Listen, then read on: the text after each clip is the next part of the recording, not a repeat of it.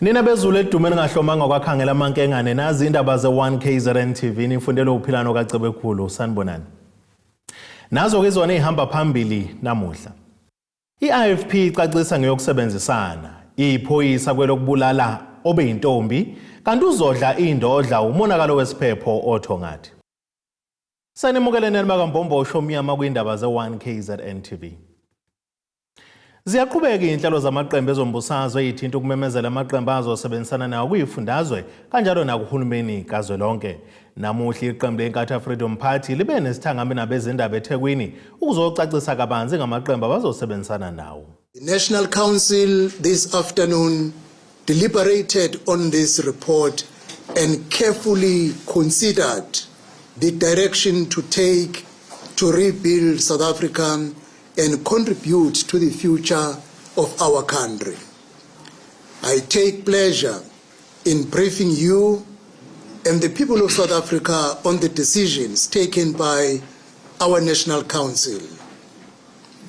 The National Council of the IFP, having met to discuss the various scenarios presented to them, they have decided on the following. At a national level, At a national level, the IFP has decided in forming part of a government of national unity. The IFP has agreed to form part of the government of national unity. Provincially, we are working towards forming a government in the province of KwaZulu-Natal, having met with the ANC, DA, and the NFP in this province. This continues to be a work in progress while we understand the deadlines of Friday. I must clarify on the issue of Umkhonto weSizwe. On the MK party question and the subsequent letter which has been circulating in the public domain, we can confirm that we have received a letter and we agreed to meet with Umkhonto weSizwe party. However, the leadership of the MK failed to honor a pre-arranged meeting. Our delegation waited for some time. However, when they failed to arrive, the meeting was cancelled. There has been renewed attempts today by the MK party to reach out to the IFP. Talks are still underway with regards to a coalition government in Gauteng. The IFP has confirmed its willingness to join that government of provincial unity in the province of Gauteng.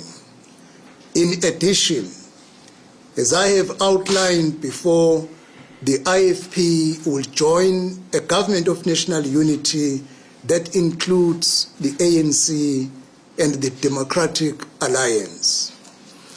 In reality, the only options are to become part of the government or part of the opposition. The mandate we received from the electorate is for the IFP to contribute to the effective governance of South Africa. We recognize the responsibility this bestows on us to participate in government based on the will of the electorate. We will participate in the government of national unity for the sake of our country and for the sake of our people who want life to continue with a stable government that will address their challenges. This is the sole reason why the IFP supports the idea of the formation of the government of national unity and why we will join the GNU. We welcome the opportunity to bring the IFP's principled leadership and integrity in the governance of our country. This is not uncharted territory for the IFP. The IFP has vast experience in governance at a national and provincial level. It is our track record in governance that earned us the trust of the people of South Africa. The IFP served in the Government of National Unity from 1994 to 1999 and shared governance with the ANC in KwaZulu-Natal from 1999 to 2004.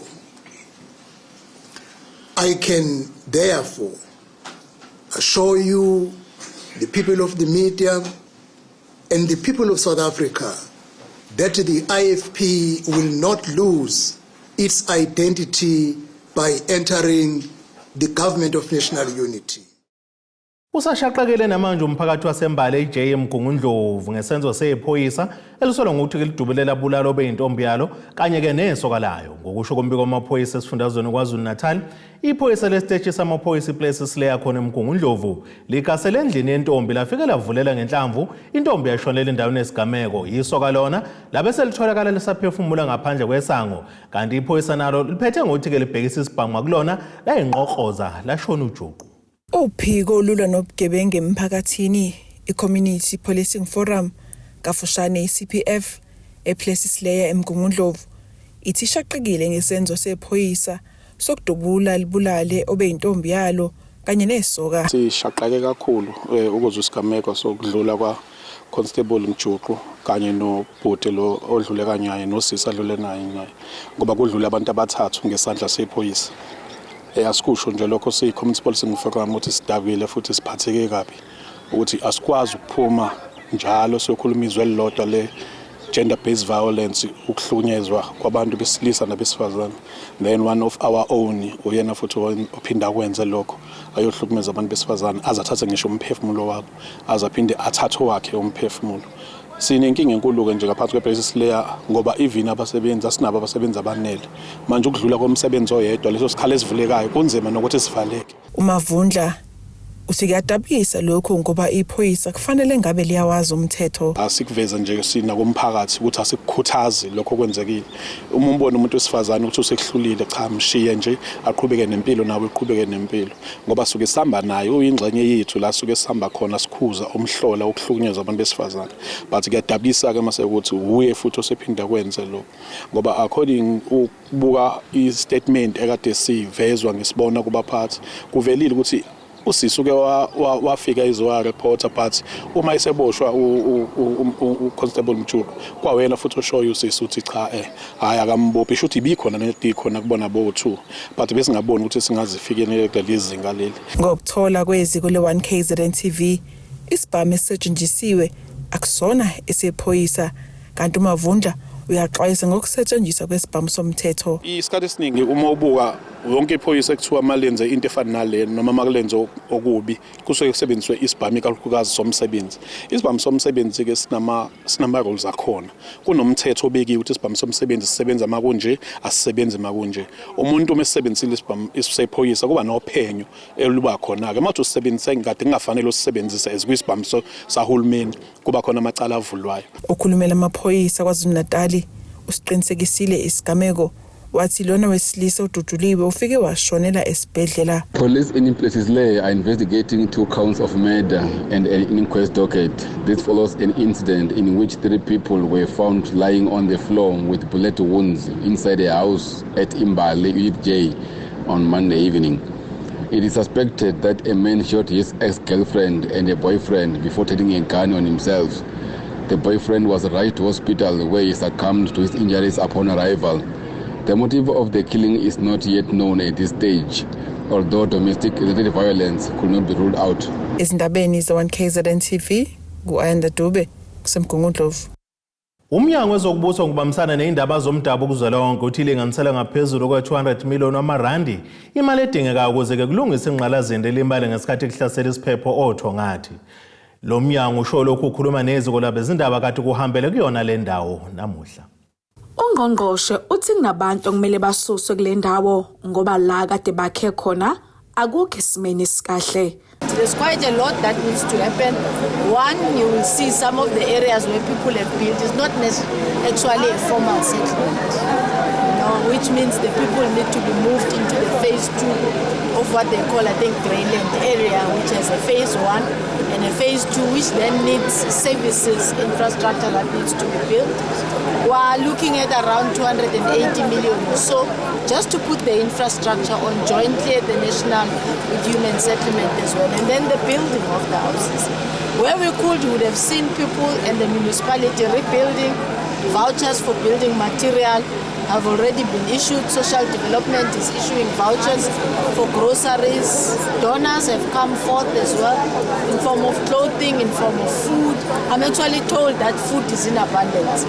We actually need to work towards the rehabilitation of the infrastructure. Umkatimeng uthi nenhlangano ezemigwaqo ku-Sanral isazofika ukuzohlola umonakalo yemigwaqo kodwa owabo umbiko wanamuhla kuzophela usuku lakusasa sebewuthumele kumgcini mafa kwazwelonke. Our submission in the assessments allow for verification as engineers move into site. Sanral will be coming to check the bridges and the roads in the areas that have been affected. That does not include the calculation of what the roads may be. We discover quite a lot after the tractors have finished the clearing that is currently happening. And they are allowed to do at least 2 or 3 adjustments and finish off. A stand word was given to them by myself and the Deputy Minister that we want all the money that is allocated, even for the previous floods, to be concluded because they need to go and rebuild and bring the lives of our communities better. Okunye kuvezile ukuthi kuyathokozisa ukuthi khona sebeqalile bethola izinto zesikhashana. The municipality with human settlement have started with what we call temporary shelters, just to allow them to be able to be housed in a better way for now. The area that I'm talking about, because you can't build in an area where you are, a settlement was not even supposed to. You are throwing money down the drain. We rather fast track the formal settlement and then build appropriately, while putting them in a temporary accommodation or temporary settlement. They call them TRUs, and that's what the department is doing. Nezisulu ezathinteka zizokalise ukubonga ngokunikelelwa ikakhulukazi ngokuya ngosethunjini izimpahla zokugqoka ukubhaliselwa komazisi abalahleka kanye nangamanzi. Ngotebo Khosibisi wezindaba ze1KZN TV kuChannel 261 ngisothongathi. Ake siyetolene nabeselo sobuye sibuye futhi nezinye zindaba.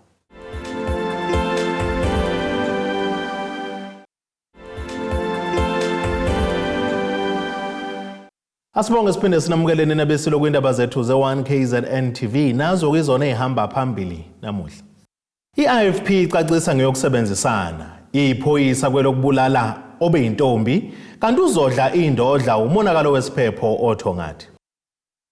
Isifundazwe KwaZulu-Natal esihamba phambili ngezibalo zabahaqe isifo sikapokiso wenkawu phecelezi ngolasemzini i-monkeypox. Lokhu kuzemva kokubikwa ukuthi ke kunabahaqekile ababili abasezibhedlela zaseThekwini.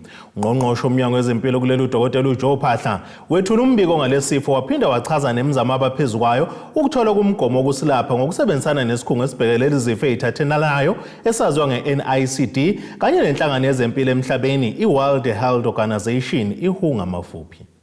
The disease is caused by a monkeypox virus, which is ngokombiko thulo ungqongqoshe wezempilo kuleli kwisengamsabeza indaba udokotela uJoe Phaahla uveze ukuthi isifundazwe KwaZulu-Natal yisona esihamba phambili ngezibalo zabahaqwe isifo sapokiso wenkawu i-monkeypox njengoba kunabantu abathathu okubika ukuthi sabehaqekile kanti isifundazwe iGauteng kunababili nokuyibona sebedlulile emhlabeni. In the current outbreak we have recorded 5 laboratory confirmed cases and regrettably one of those have passed away.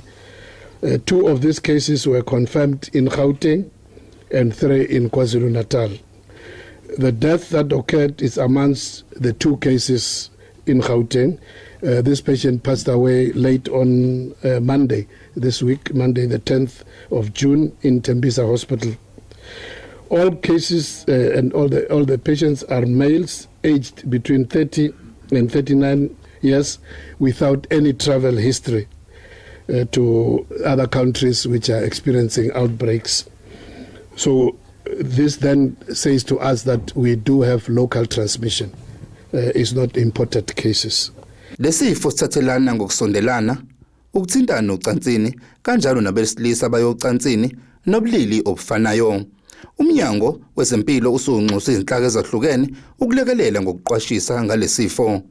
The cases have comorbidities and have been identified also as part of what we regard as key populations, which include men who have sex with men. Thus, the department is reaching out to organizations who are working within the South African National AIDS Council, organizations focusing on the HIV programs and also working with key populations. Uphahla uthi ukhona umgomo abawusamzisayo kwamanje kulabo sebehaqo kakhulu yileli gciwane. Elakuleli lisezinhlelweni zokuthola umgomo ukusebenzisana nesinhlangano iNICD kanjalo neWorld Health Organization. In terms of treatment interventions, at the current moment in South Africa we don't have a registered treatment for Mpox. However, the World Health Organization recommends the use of an antiviral treatment called tecovirimet. This is an antiviral agent which is shown to be useful in the treatment of Mpox. Kunxusa umphakathi ubusondelane nemitholampilo uma kukhona okusolayo okanye uke wathintana nabantu abanalesifo sikapokisi. Ezindabeni zoNKZN TV kubikuthi abantu maphumulo eRichards Bay. Ufuna ubulungiswa wesilisa kwaDweshula ogwini oseningizimu nesifundazwe KwaZulu-Natal uthi ke washawa walinyazwa kabi ngamaphoyisa aseSt Faiths ngosuku lokhetho kuwona lo nyaka. Uzethembe ecelo neminyaka engama-44 yobudala uthi wayekade esemehlo omnyama eyitolo ngosuku lokhetho ngesikhathi kufika abasidlodlo bethi bazosesha imoto yakhe. Uthi wabesecela incwadi enkantolo ebagunyaza ukuthi baseshe imoto yakhe kodwa ke banqaba. Ekhuluma ke nezuko le indaba ucele uthi ke zibese zimkhaleleza kadalawana amaphoyisa amshaya ephindelela maqeda amshiya ke limele kanzima. Owesilisa wakwaDweshula ogwini oluseningizimu nesifundazwe KwaZulu-Natal uthi washawa kanzima amaphoyisa aseSt Faiths ngosuku lokhetho ngoMeyi kulonyaka. Ngokusho kukacele uthi amaphoyisa afike athafuna ukusesha imoto yakhe ayehamba ngayo ngesikhathi bemfica endaweni yasemehlo omnyama. Uthi wabe secela amaphoyisa incwadi ebagunyaza ukuthi benze lokho kodwa ehluleke ukuyikhipha. Zabe sezimkhalela bamshaya bamshiya limele. Uthi kumanje uhamba isibhedlela njengoba enekhanda elingapheli kanti uhamba nangezinduku. Mhla 21 May ngosuku lokhetho ngangemehlo omnyama store kwafika amaphoyisa ajema imoto engangisebenzisa athi afuna ukuyisesha. Ngasho ukuthi ngisacela isejwarani ngoba izimoto zaziningi kakhulu and then I was very skeptical ukuthi why kusearch imoto yami. Amaphoyisa aseSt Faiths elidwa u-station commander wakhona nomunye ucaptain ekuthiwa Captain Mtweni baqede bathi bazosearcha ngenkani ngathi ngeke kwenze ngoba ngifuna search warrant. Bakhola i-backup ye-TRT yafika yangabuza lutho. U-station commander weza kumina wangikhoma wathi nanga umuntu afana kudilwe naye. Bangihandcuffa wabangiphushela phansi and bang-assault. Uthi akukho abakuthola emotweni ngesikhathi besesha kodwa yena wasalela imali. Emva ukuthi bengishayile forcefully bangiphuca ukhiye bayimotweni bahliphiza yonke bayi-ripper off imoto yami nelento amaphathi emoto wonke baqede bayithatha bayihambisa bathi ngintshotshele nale moto bathi khona i-team ezofika izoyisearch and kwathola ukuthi konke lokho kakhulu utho lapho. Bangilimaza unyawo lami i-ankle yami dislocated, my left arm ilento it's numb ayisebenzi kwayona inento, and then as you can see my face bulimele. I have a severe headache nje ne nose bleeding kodwa sinqamukile manje. emgwaqeni and ngaboshwa kodwa bathi bangicharge ukuthi obstruction of justice engazi ukuthi wafika the following day magistrate wayiwithdraw wonke lo makhesi ngoba kwakungekho into elento eyenzeka lini. Uthi ufuna ubulungiswa njengoba washa waphambi kwabantu badicelela isithunzi sakhe phansi. Ngifuna ubulungiswa ngoba wonke umuntu wayebukile. Koqala nje ngumuntu nje I was very embarrassed ukuthi ngu person that I am. Ukhulumela amaphoyisa esifundazwe uColonel Robert Nichunda usivumile lesi sigameko. Police in Mehlomnyama are investigating a case of assault with the purpose to inflict grievous bodily harm. This follows an incident in which a 41-year-old man was allegedly assaulted on Wednesday, 29 May this year. It is alleged that the man was seated in his vehicle when he was approached by people who were wearing police uniform. They requested to search his vehicle, and when he refused, they allegedly assaulted him. The victim sustained injuries and went to hospital for medical attention. Lombiko benwethule lo Zamando Sicele wezindaba ze1KZN TV ngisesayidi. Umengameli womkhandlu obhekelele zokwakhe eNingizimu Afrika South Africa Council for the Project and Construction Management Profession uLifuno Ratsika uthi inhloso yokuba baqhubeka umbukiso wokukhangisa ngamathuba akhona kumkhakha wezokwakha kubafundi ukubagqugquzela ukuthi kuba bangene nabo kulomkhakha njengoba maningi amathuba asekhona kuona. Ratsika usho lo ngesikhathi ke ekhuluma neziko lezindaba benomcimbi wombukiso ngamakhono kubafundi abaqhamuka ezikoleni ezingaphansi kwamasipala wesifunda iZululand Ondini namuhla. Lo mbukiso wokukhangisa ngamathuba omsebenzi kumkhakha wezokwakha ubuwenziwa komkhandlu wezokwakha eNingizimu Afrika iSouth African Council for Project and Construction Management Professions ngokubambisana nomasipala wesifunda iZululand bekuhlanganyele khona abafundi abaqhamuka ezikoleni ezingaphansi kwamasipala wesifunda iZululand. Lo mcimbi ubusesikhumulweni sezindiza eMangosuthu Regional Airport eLondi. Kuhloswe ngawo ukufundisa intsha esafunda kwisikole ikube usebenzise lo mkhakha njengoba kasemaningi amathuba atholakala ngaphansi kwawo. Umengameli walomkhandlu uLifuno Ratsika uthi bebezokwembulela ke intsha ngamathuba akhona emkhakheni wezokwakha. Our visit here today is informed by our interest to expose our learners to the construction professions. So if you think about it, it's also a career exhibition. As much as we also want to be in touch with the district on various levels, schools, municipality, and many more. But for us, we are bringing an offer of knowledge for learners to be able to choose the construction professions as first choices, because there's a lot to explore. We are able to do that, but not as the only body.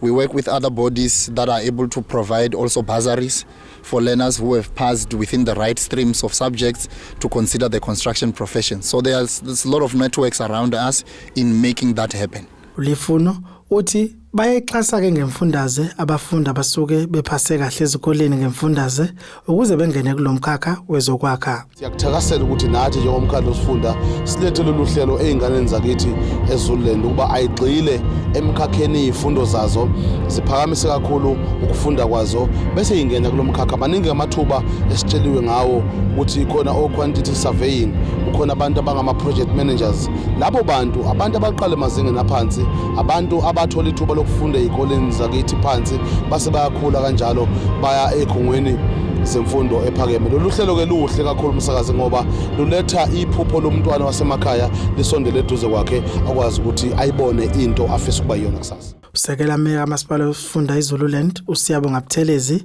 uthi bakuthokozele ukufika lolu hlelo ukuzokwembulela abafundi kulomkhakha wezokwakha. Khona manjalo lowo behola uhlelo lokufundisa abafundi ngemkhakha etholakala ngaphansi kwemkhakha wezokwakha uAsanda Mchunu uthi abafundi abangene kulomkhakha wezokwakha ngoba maningi ngamathuba asekhona. Kuningi okwenziwayo ngaphansi kwa construction, akubi o-engineer nje kuphela, kukhona abasebenza e-office abama quantity surveyors, bakhona abama civil futhi kuyahluka, khona abama civil engineering, khona abaka building abadila nemigaqo nabadila nama buildings. So kuhlukahlukene and kufanele bekwazi konke lokho bazi nokuthi ayikhona imali amaningi futhi amathuba umsebenzi khona ka construction. Izindabeni ze 1KZN TV kube uNkosendle Mthembu uLunde. Ake siphinde futhi seyitolo nenebeselo sobuye sibuye futhi nezinye zeindaba.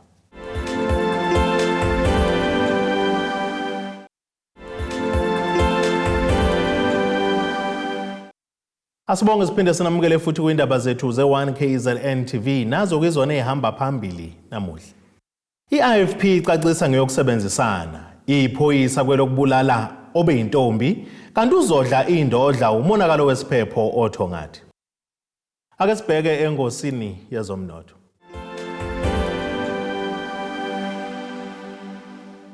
Iranda kulele ngu-18.55 maliqhathaniswa nedola laseMelika bengu-19.92 ku-euro yase-Europe, kuthi itenge yegolide yona bengu-$23.63 maliqhathaniswa nopondo waseBrithani, kanti itenge yegolide yona engu-$2,316.83 ounce, kuthi intengo yalo ngahluziwe yona bengu-$81.92 umphongolo.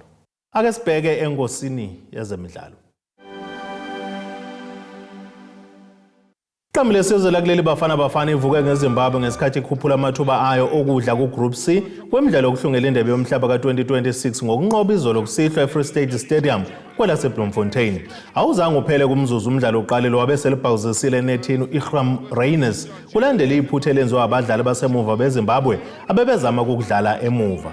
iBafana ithe isajabulela igoli uThawanda Chirewa weZimbabwe washela kivakashi ke lokulinganisa ngomzuzu wesibili kulandela kokulala nokuhuqa kobuthongo kwabadlali bayeBafana basemuva. Ibhola liphumele ngaphandle kanti iZimbabwe izokuliphonza ngokukhulu ukusheshsha lokhu. Amanye kamagoli aqhamuke noThaparo Morena ongeneke ekuqaleni kwesiwombe sesibili wafika waweza keBafana ngokuyishayela amagoli amabili. Ake sibhekana nasisimo sezulu esingalindeleka.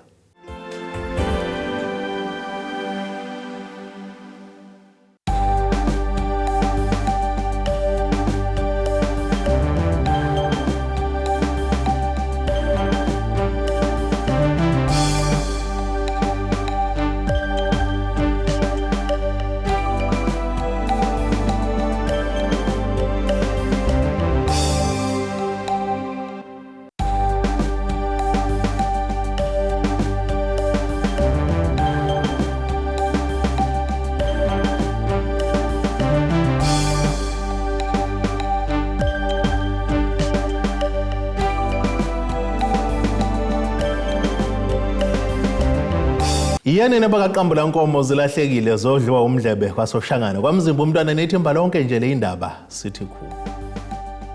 Abethuli bethu bezindaba baxhaswe iThulis Bayview Bridal. Ungabashayela kulezi zinombolo ezivelile.